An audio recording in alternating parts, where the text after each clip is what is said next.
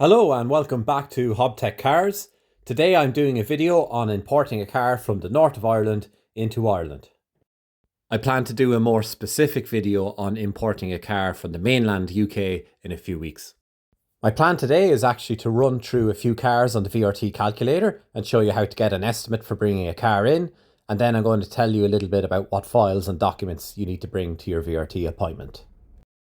Bringing a car in from the north of Ireland means that you don't have to pay any VAT or import charges.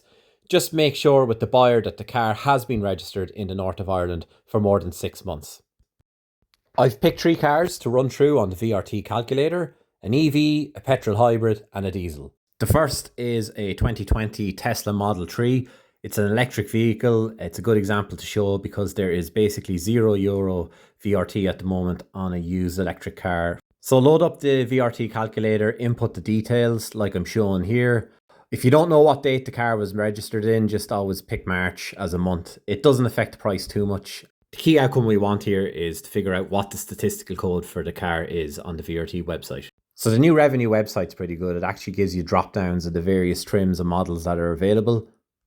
So I select the model of the car, I throw in the mileage, and I put in the NOx value, which in this case is 0. Okay, so here we go, €0 VRT.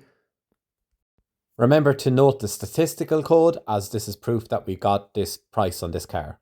The next car I'm going to look at is a 2020 BMW 3 Series plug-in petrol hybrid. So again, we're just going to input the relevant details into the VRT calculator.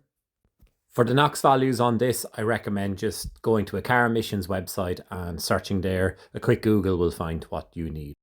So the VRT on that was €2,300 including NOx. That's still really good for a 2020 BMW 3 Series. For the final car to compare here today, I've picked a Kia Sportage 1.6 diesel. And unfortunately, you'll see that the VRT on diesel is really large. So this is like a run-of-the-mill 1.6 diesel family wagon. So again, I'm just lashing in the details here, copying them in from the advert into the VRT calculator tool. And as you'll see then, the final VRT for this, including NOx, is €5,500, which is absolutely nuts. So the government, you can see here, are really trying to disincentivize people from bringing in big diesels. So definitely EV and hybrids are the way forward here. You have 30 days to register the car in the country and to make a VRT appointment. So next, the important bit: what documents do I actually need to provide to the VRT on the day? You have to have the V5C, which is the UK equivalent of the logbook. It has to be an original document, no photocopies. Next, bring your original passport or driver's license and print and fill out the VRT VPD2 form. You'll also need your PPS number, and you'll need it on an official revenue document. So a P21, an end of year tax summary, or a P60 will suffice nicely here. You'll also need a good few forms of proof of address.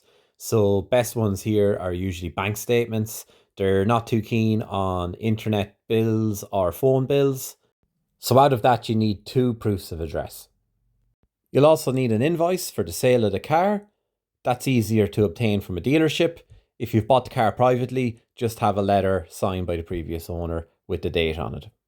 Another thing you'll need is the VIN number. That is required for the VRT VPD2 form, and they will ask you for that on the day. On most modern cars, the VIN number is found in the engine bay, on the front windshield, under the 2 front seats, or it can be found on the side of the doors of the car. The county you VRT your car in is the county that will end up on your registration plate. So if you register the car in Dublin, you get a D number plate. If you register it in, say, Galway, you get a G number plate, etc, etc. With all of that information, you should be able to VRT your car successfully. On the day, if you feel that your car has been way overcharged on VRT, it is important to be able to show that statistical code that you had previously got online. But generally, no matter what the price is on the day, you simply have to pay it. And then the appeals process has to come after that, which can take up to 2 months to close out. And I'll do another video on that soon. For an appeal, in most cases, if you can make a sound argument about the value of the car or the trim of the car, you can get a significant reduction on the VRT that you've paid. With all that said and done, at this point I'm just going to talk a little bit about general exemptions and other bits of information about the VRT process.